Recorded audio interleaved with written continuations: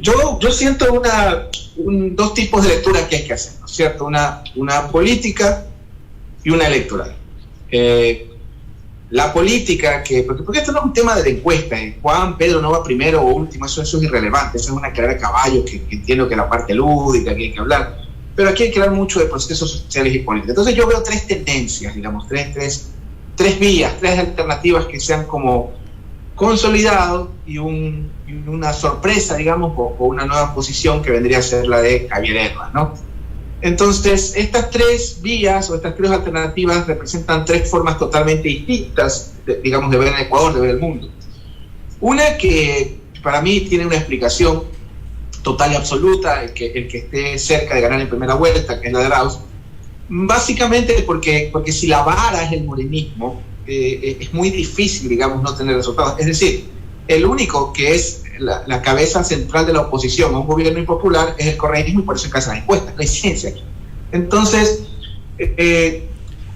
una posición que representa un pasado que para algunos fue mejor. Sí, claro, por eso insisto, la vara es el morenismo. Entonces, hay gente que evalúa el correísmo 4 o 5 sobre 10, pero el Moreno 0 o 1. En ciertas investigaciones los investigados nos dicen, no hay el 0, por favor, no le quiero poner 1 al señor Moreno. Y esto también se refleja en todos los estudios de opinión, porque yo a todas las encuestadoras les creo todo menos intención de voto presidencial. Pero cuando usted ve las valoraciones al presidente de la República, al gobierno de Moreno es de 1 sobre 10, y su palabra, el 97% no cree en su palabra. Y si le hablo de indicadores de ánimo, pero bueno, esto es una entrevista corta, no puedo profundizar.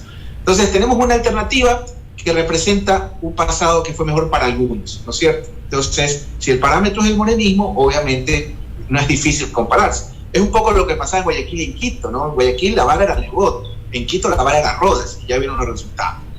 Una segunda alternativa, que es, digamos, el candidato del establishment, el candidato de los medios, el candidato de los gremios empresariales, el candidato NICE, digamos que está haciendo un gran trabajo tratando de conectarse con los sectores populares, que es bastante complicado, con una campaña donde se hablan a sí mismos, ¿no? Venezuela, si pierdo como siempre te voy a castigar y seré Venezuela, LN, que por ejemplo a Correa en sus mejores momentos y en sus picos de popularidad y sus bajas, porque tuvo algunos momentos donde, bueno, nunca bajó el 50% de popularidad, siempre salía el fantasma de la FARC, y sabiendo todo el mundo que eran las FARC, la gente seguía votando por él. Entonces yo creo que lo del ELN es una medida indistintamente, y tienen otra ventaja también, que creo que Lazo reaccionó tarde, que es el hecho de haberse sintonizado un poco con lo que está pasando en el mundo.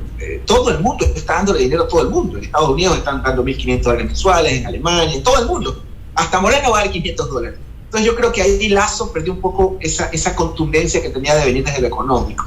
Entonces esa es una segunda tendencia, insisto, es el candidato del establishment, que está haciendo lo que puede con lo que tiene para intentar conectarse con los sectores populares, que es bastante difícil. Pero no deja de tener alternativas. Y una tercera vía que viene desde las calles. Esa lectura no veo que la estén haciendo mucho, ¿no? Es producto de octubre. Dejemos a un lado los juicios de valor, de que si fue o no fue legítimo, de que si hubo vandalismo o no hubo vandalismo, etcétera, etcétera, etcétera. Pero este movimiento o esta alternativa que encabeza Pérez es una, digamos, opción que surge de las calles, que surge de octubre, ¿no es cierto? Y bueno, ahí tenemos la alternativa con los ecologistas, teniendo probablemente, para mí, si no había octubre, tal vez Yacu Pérez o el candidato de Pachacuti no pasaría el 2% como siempre. Ahora, dentro de estas tres esferas, más allá de las encuestas, yo creo que hay dos grandes peleas en este instante, a esta hora. Una, el correísmo peleando contra sí mismo para tratar de ganar en primera vuelta, y dos, una encarnizada tanda de penales, hablando en términos futbolísticos, entre Lazo y Yacu Pérez por o quedar en segundo puesto o pasar a la segunda vuelta, y una alternativa simpática, fresca, que es la del señor Herbas, que digamos en... Doctor Moreno, y ya que ha tapado todas estas particularidades de cada uno de los candidatos, bueno, Yacu quizás en un inicio podría haber sido un buen outsider, ¿no? Pero luego se fue consolidando. El tema ahí es que los indígenas, pues hay un grupo que se quedó con Yacu Pérez y hay el otro que se fue con Arauz. ¿Hay un outsider visible en esta campaña electoral? ¿O definitivamente no? A ver,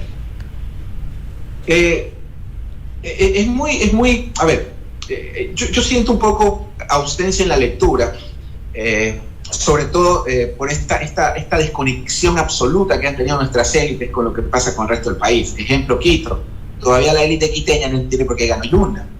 No, conciben el país del túnel Guayasamín para adentro y del túnel Guayasamín para afuera de la izquierda, no saben qué está pasando en el sur de Quito, calcule usted en el resto del país. Ni le cuento este comité de vecinos que vive en San Borondón también, que conduce Guayaquil, ¿no es cierto?, que es otro cantón. Entonces, esto, más allá de ser críticas, y le agradezco por entrevistarme, porque algunos medios me han dicho, ¿sabes qué, hermano? No es muy simpático lo que dice, después de las elecciones te entrevistamos. Pero en todo caso, esto que yo hago son descripciones, no estoy hablando ni bien ni mal, estoy haciendo una descripción de lo claro que está sucediendo. En el caso puntual de Yacu Pérez, el otro no reivindicar octubre, no tomar esa bandera que es la que los puso ahí, pero tiene dos aciertos fundamentales. El primero, sintoniza una bandera que es fundamental, que es un tema que está ahí, que es la ecología, que es la transparencia, el agüita, etcétera, etcétera. Y el otro acierto que creo que tiene es un poco hablar de la diversidad y llegar a ese Ecuador profundo.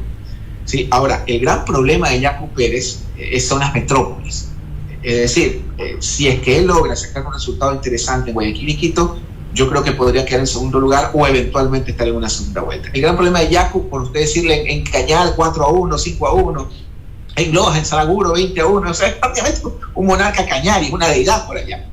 Pero este mensaje no cale en las metrópolis. Y usted es periodista también de las calles, entrevistando a la gente, escuchando. La agüita, la tierrita, las papitas, la pachamamita, no sintoniza mucho con el costeño. Usted sabe que para nosotros nuestra pachamama es la propiedad privada, ¿no? Aquí somos emprendedores y el que viene acá se mimetiza. Usted vaya pues a ver a nuestros hermanos indígenas que trabajan en los mercados, tienen mayor capacidad de compra que cualquier emprendedor de clase media que yo conozco en Guayaquil.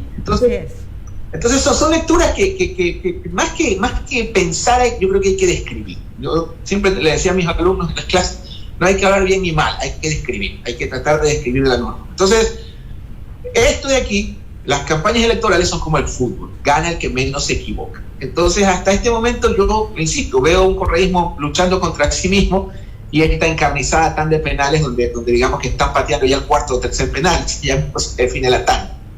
Doctor, usted anotaba hace un momento en su intervención que en la campaña de Lasso se hablan a sí mismos, ¿no? Yo le voy a pedir, como usted dijo, describir, no hablar mal, ¿no? Pero sí describir los errores que podrían haberse cometido.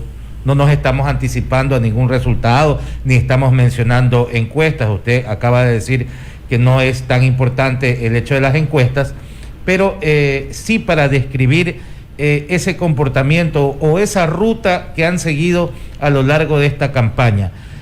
Y usted sabe, en el periodismo uno conversa todos los días con personas y le digo, mira estos números, mira esta foto, mira esta calle, mira cuántas personas hay, y a veces quienes están cerca de esta candidatura dicen, no, es que esas encuestas son contratadas por ellos, no, es que esa foto, eso se puede manejar, la foto se toma de aquí para allá, no hay tanta gente, hay como una negación, ¿no? Entonces, mi pregunta, doctor, es, ¿qué anotaría usted como los errores cometidos para no poder sintonizar con el otro? Porque la gente que ya está convencida, ese es su voto duro y ya están ahí. Pero para conquistar nuevos votantes, ¿qué se hizo? Porque si yo me hablo así a mí mismo, las cosas que me gustan, voy a terminar, sí, muy convencido, pero no conquisto nuevos votos. ¿Cómo no? A ver, primero prometo la próxima invitación que me hagan ustedes, amable, ir presencialmente, porque Verónica, ese café me tiene a mí entorpecido. Me hay que dar ganas de tomar café, espero que lo disfruto del café. Cafeteros. Prometo ir para la próxima, prometo ir para compartir ese rico cafecito. Venga, que quiera lo recibimos con café. Yo lo sé. A ver, mire, primero, la verdadera encuesta es el domingo. Ahorita lo que estamos haciendo, yo creo que eso de chamanes, de adivinos, no es serio. Lo formal, lo profesional es plantear escenarios, ¿no es cierto? Es decir, escenario 1, 2, 3. Entonces, dentro de los escenarios tenemos esta opción. Ahora, esto es importante, ¿no? Una campaña electoral es como un accidente de avión. Tengo que hacer esa comparación porque un avión no se estrella el día que se estrelló, valga la redundancia. Hay una serie de eventos de sucesos que hacen que el avión se caiga. Entonces resulta que un mantenimiento que tenían que darle en el año 2009, hace 9 años, le pusieron un repuesto que tenía duración de utilidad de 10 años, pero debía durar 5 y duró 4. Y ese repuesto, a partir del quinto, cuando ya no estaba dentro del tiempo, hizo una chispa que fue el hidráulico, y el hidráulico empezó a botar combustible, y en la octava vez que despegó, ¡pum!, se cayó. Entonces hay una serie de eventos que hacen que un proyecto electoral triunfe o fracase. En el caso de Lasso, a ver, él debería ser la opción indiscutible. Si estuviéramos dentro de los... Si yo me dejara llevar por... Yo tengo, modestia aparte, una de las bibliotecas más grandes en español, impresas, digamos, de comunicación política. Si me dejara llevar por la biblioteca que tengo atrás mío, yo pensaría que Lasso, o sea, hubiera leído del pasado, Lasso es indiscutible presidente. Pero las derrotas se trabajan, las derrotas se capitalizan, y creo que el señor Lasso no supo capitalizar ese resultado de la elección de 2017 porque se empantanó en un fraude que no pudo probar. Ese es un gran error. Yo creo que uno del momento, mire, el primer día de su derrota es el primer día de su siguiente campaña. Entonces, para mí no hubo eso. Segundo, yo creo que hay una desconexión un poquito al tocar agendas como Venezuela, el ELN, desdolarizar. Yo le hago una pregunta y yo no tengo ninguna afinidad, ni contratos, ni conozco a los correístas. A Correa nunca lo he visto, solo en televisión. Y durante las sabatinas me dañó 3 o 4 porque yo a veces le lanzaba un zapato en la pantalla.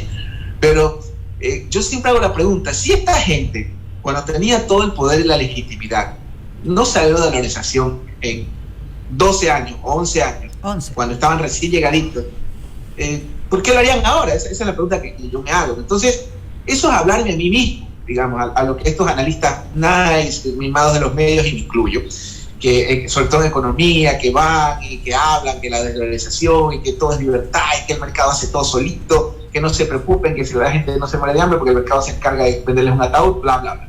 Entonces, en ese contexto, es legítimo las opiniones de estas personas en economía, pero a la gente hay que hablarle a 2 lugares, al oído y al estómago.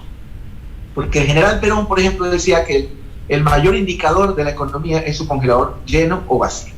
Entonces, en ese escenario, creo yo que hay un mensaje que es rescatable y el más importante de la campaña de Señor Lasso, y que si está en segunda vuelta es el que lo va a poner ahí, y si gana las elecciones, que podría pasar también, es el que lo va a hacer ganar, que es el de los 2 millones de empleos. Esa es una bandera indiscutible para usted le puede cuestionar muchas cosas al señor Lasso, más allá de su condición de banquero, de sus errores y aciertos, pero por ejemplo, le voy a decir 2 cosas porque no piense que esta es una entrevista amarrada contra el señor Lasso. Le voy a decir 2 cosas por las que yo eventualmente votaría por él, si fuera un ciudadano, o lo soy. Número 1, el plan de salud. Si usted revisa el plan de salud del señor Lasso, me ha dado el trabajo de estudiar casi todos los planes de trabajo, no puedo de los 17, 16, no sé cuántos son. El plan de salud es un copia-pega del plan de salud cubano. Fíjense ustedes las contradicciones, ¿no? En el sentido de la opinión pública. Y una de las cosas que poca gente le objeta a Cuba, o sea, todo se discute, que la dictadura, bla, bla, pero el tema siempre, la bandera que han reivindicado los simpatizantes del régimen cubano, es el tema de la salud. Para mí, el plan de salud de Lasso es un copia-pega del plan de Cuba, y eso me parece interesante, eso es pragmático, lo que funciona. Es decir, si usted ve medicina comunitaria, médicos comunitarios, gratuidad universal de la salud, participación del sector, esa parte todavía no me quedó clara. Le pregunté incluso a una persona que me dijo que no es privatización, simplemente es la concesión al sector privado donde ellos no pueden tener alcance. Me parece interesante, pero la parte de la medicina comunitaria me parece súper interesante. Y otro punto de la campaña de Lasso que me parece también súper interesante es el tema del millón de empleos. Eso es fundamental, eso es indiscutible, a él no le podemos cuestionar porque tiene la solvencia para hablar de ese tema. Entonces, hay una serie de listas, como les comentaba, dentro de esa campaña, y finalmente, como en el fútbol, el que menos se equivoque seguramente obtendrá el favor popular. Doctor Moreno, bueno, y siguiendo en la descripción, ya que a usted le gusta describir, entonces definitivamente hay esas 3 opciones bastante marcadas. Yo creo que ahí no se mueve mayor cosa hasta que pasemos de la primera vuelta electoral. ¿Qué podemos los ecuatorianos rescatar de toda esta campaña? Con 16 ofertas, con 16 binomios, con 16 candidatos, uno hablando de lo uno y de lo otro, y casi muchos tienen propuestas muy similares. Mire, aquí está la parte oscura de la entrevista, y hubiera querido no decir lo que le voy a decir, pero me siento obligado, porque mire, usted que ha estudiado la comunicación, bueno, usted es muy joven, pero al menos los de mi generación, les podría indicar que esta evolución que hemos sufrido de la comunicación no lo van a vivir ninguna generación. La comunicación en los últimos 30 años cambió lo que no cambió en 500.000 años o 1.000.000 de años. Es decir, ya la historia no la van a escribir los vencedores, ya los vencedores no van a contratar un editor para que escriban a medida, sino que sus hijos, mis hijos, nuestros nietos van a saber exactamente lo que pensaba Verónica Landeta o lo que pensaba Osvaldo Moreno gracias a la tecnología. Entonces, yo no lo puedo callar. Mire, los indicadores, porque ¿quién gana? ¿Quién pierde? Eso es una carrera de caballo burda, que a mí al menos, el factor que menos yo importancia le doy a un estudio de opinión es intención de voto. Los indicadores de ánimo son los que a mí no me dejan dormir. Porque yo, bueno, Verónica, no nos vemos hace mucho tiempo, le cuento que ya tengo un hijito. Entonces ya cuando uno tiene hijos, la vida cambia. Y se llama Antonio José como Sucre. Entonces, los indicadores de ánimo son terroríficos. Es decir, usted pregunta, ¿usted cree que el Ecuador está bien o mal? Terrible el 90%. Y la pregunta clave es, ¿cómo cree usted que va a estar el Ecuador en los próximos años? Igual, peor, mejor, peor, casi 90, 50, 70%. Eso es terrorífico. ¿Por qué? Porque eso denota un poco el ánimo social. ¿Eso qué significa? Y yo creo que García Moreno sabiamente consagró el Ecuador al corazón de Jesús, de que Dios quiera, pero y yo soy creyente, yo creo que usted también lo es, Dios quiera que el domingo 7 asista masivamente el pueblo de las urnas. Es más, los convoco, los invito, les solicito con mucho respeto en este espacio extraordinario que me dan los medios de comunicación, que asistan masivamente. Yo espero que la gente asista, pero en masa, masivamente, con las prevenciones del caso. Y que salga lo que tenga que salir, Verónica, que eso sea una válvula de escape, un desfogue, que la gente vaya, porque le digo sinceramente, yo prefiero 1.000.000 de veces una convulsión y una sorpresa inesperada en las urnas que en las calles. Así que ojalá vayan ecuatorianos, hermanos que nos escuchan, amigos, vayan a votar masivamente por quien les dé la gana. Eso es relativo. Ustedes voten por quien quieran. En mi caso, mis candidatos favoritos nunca pasan del 1%, pero esta no es una elección de decano ni de pontífice. Vayan a votar por quien les dé la gana. Pero vayan masivamente, porque yo les insisto, prefiero una convulsión y una sorpresa desagradable, agradable para que le dé la gana para que tome en las urnas que en las calles. Y al que gane, porque si tenemos un gobierno con 95 rechazos, una asamblea con 95 rechazos, el CNE no se puede quedar atrás. En este CNE, que es el peor de la historia, ¿sí? Ojalá que el que gane, porque al deslegitimar el proceso están deslegitimando al vencedor, y al deslegitimar al vencedor están deslegitimando al próximo gobierno. El que gane, sea el señor Pérez, sea el señor Lazo, sea el señor Arauz, creo que ustedes tienen posibilidades, ya les dije en qué orden y cómo. Así. Tendrá que conseguir acuerdos mínimos para la gobernabilidad. Doctor. La primera llamada que va a tener que hacer Lazo si gana, o Arauz si gana, o Yaku si gana, es a sus contendores. Porque si no hay un acuerdo mínimo para el próximo, que mire, todos los economistas hablan del apocalipsis. En lo que no están de acuerdo es en quién tuvo la culpa. Unos dicen que fue el correísmo, otros que el Fondo Monetario, otros que Moreno, otros que el neoliberalismo, otros que el gasto. ¿Qué importa? Unánime es que esta es la propia electoral. No estamos de acuerdo en quién tuvo la culpa. Entonces, el próximo gobierno va a necesitar acuerdos mínimos para garantizar la gobernabilidad. Porque si no hay un mínimo de gobernabilidad, ese gobierno dura 4 meses. No todos los días de Navidad, no todo el mundo va a tener la suerte Moreno. Doctor Moreno, comparto ese llamado que hace usted, ¿no? A la participación, a que los ecuatorianos asistan a las urnas y expresen su voluntad. Antes de concluir, porque ya estamos con el tiempo, yo quisiera que usted me describa. Usted dijo Javier Hervas como una propuesta fresca, y a veces se piensa, yo he escuchado por allí algunas personas que dicen, no desperdicie su voto si esa persona no va a ganar. Este concepto de desperdiciar el voto, o de pronto mi hija de 19 años me sorprendió y me dijo, yo voy a votar por fulano de tal, y no me interesa si no va a ganar, esa es la persona que yo considero que es la capacitada, y esa es mi decisión. Me lo dijo, me sorprendió. Le pregunto sobre Hervas porque ¿qué hizo bien él para subir?